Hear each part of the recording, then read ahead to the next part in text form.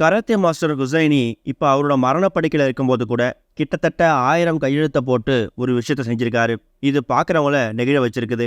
90s 80s காலகட்டத்தில் தமிழ் சினிமாவில் ஒரு டான்ஸ் மாஸ்டராகவும் அதே மாதிரி சில திரைப்படங்களில் வில்லன் கதாபாத்திரத்தை அறிமுகமானவர் தான் கராத்தே ஹுசைன் அழைக்கப்படக்கூடிய ஷிகான் ஹுசைனி.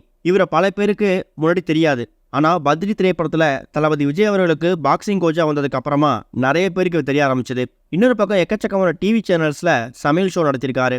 அது எல்லாம் போக சென்னையில் மட்டும் இல்லாமல் இந்தியாவில் பல இடங்களில் கராத்தே பயிற்சி வலை நடத்திட்டு இருக்காரு. வில்வித்தை வீரர்களை உருவாக்கணும் அப்படிங்கிறது இவரோட நோக்கம். இந்த மாதிரி சுச்சுவேஷனில் கடந்த ஒரு வார காலமாகவே இவரை பற்றியான செய்தி அதிர்ச்சி ஏற்படுத்தியிருக்குது. பிரபலமான யூடியூப் சேனலுக்கு இவர் கொடுத்த பேட்டியில் தனக்கு ரத்த புற்றுநோய் பிளட் கேன்சர் இருக்கிறதாவும் அதுலேயும் ஸ்டேஜ் ரொம்ப அதிகமாக போயிடுச்சு. நான் என்னோட நாட்களை எண்ணிக்கிட்டு இருக்கேன். நான் எத்தனை நாள் உயிரோட இருக்க போறேன்னு எனக்கே தெரியாது. ஆனால் இருக்கிற வரைக்கும் சந்தோஷமாக இருக்கணும். நான் சாவை பார்த்து பயப்படலை. கடைசி நிமிஷம் வரைக்கும் நான் என்ஜாய் பண்ணணும் அப்படிங்கிற மாதிரி பல விஷயங்களை தினமும் அவரோட சோஷியல் மீடியா பக்கத்தில் ஷேர் பண்ணிட்டு இருக்காரு. தளபதி விஜய் அவர்களுக்கு ஒரு கோரிக்கையை வச்சிருக்காரு. அதாவது வீட்டுக்கு தமிழ்நாட்டில் இருக்கக்கூடிய ஒரு வீட்லையும் ஒரு வில்வித்தை வீரர்களை உருவாக்கணும் அப்படிங்கிறது தளபதி விஜய் அவர்களுக்கு ஷிகான் ஹுசைனி வச்சிருக்கக்கூடிய ஒரு கோரிக்கையாகவும் இருக்கு.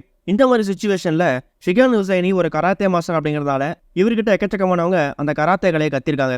இன்னும் நிறைய பேர் கத்துட்டு தான் இருந்திருக்காங்க. அந்த மாதிரி சுச்சுவேஷன்ல தான் இவருக்கு உடம்பு சரியாமல் போயிருக்குது.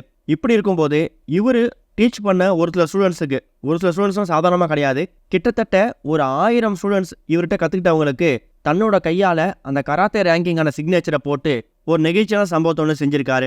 தன்னோட மரணப்படுக்கையில் கூட அவர் ரொம்ப நேசிக்கக்கூடிய அந்த கராத்தே விஷயத்துக்கு அவர் எந்த அளவுக்கு முக்கியத்துவம் கொடுக்குறாரு அப்படிங்கிறது பார்க்கும்போது உண்மையாகவே கண்கலங்க வச்சிருக்குது. தமிழில் புன்னகை மன்னன் அப்படிங்கிற படத்தில் ஒரு டான்ஸ் மாஸ்டர் தான் இவர் அறிமுகமானார். அதுக்கப்புறம் இவர் நடிப்பு பிடிச்சு போய் எக்கச்சக்கமான திரைப்படங்களில் இவருக்கு வாய்ப்பு கிடைச்சது. அப்படிப்பட்ட ஷிகான் ஹுசைனிக்கு இப்போ ரத்த புற்றுநோய் அவர் மரணப்படுக்கையில் இருக்காரு அப்படிங்கிற செய்தி பல பேர் மத்தியில் அதிர்ச்சி ஏற்படுத்தியிருக்குது.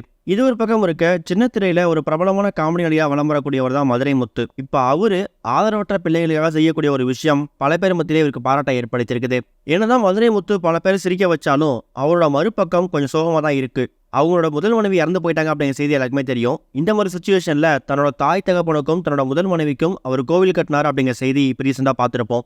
இந்த நிலை இப்போ ரீசெண்டாக ஒரு பேட்டி கொடுக்கும்போது அவருக்கு இன்னொரு ஆசையும் இருக்குதான். அதாவது ஒரு 7-8 ரூம் இருக்கிற மாதிரி ஒரு பில்டிங் ஒன்று கட்டி அதில் ஆதரவற்ற பெற்றோர் இல்லாத குழந்தைகளை வளர்க்கணும், அவங்கள பாதுகாக்கணும் அப்படிங்கிற ஆசையா.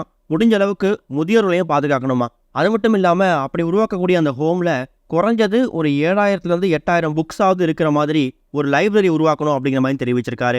அந்த ஹோமில் வளரக்கூடிய அந்த பசங்க அந்த புக்ஸை கற்றுக்கிட்டு நல்ல விஷயங்களை கற்றுக்கிட்டு ஒரு சிறந்த மனிதனாக வெளில வரணுங்கிற மாதிரியும் மதுரைமுத்து அவர்கள் ரொம்ப எமோஷனலாக பேசியிருக்காரு.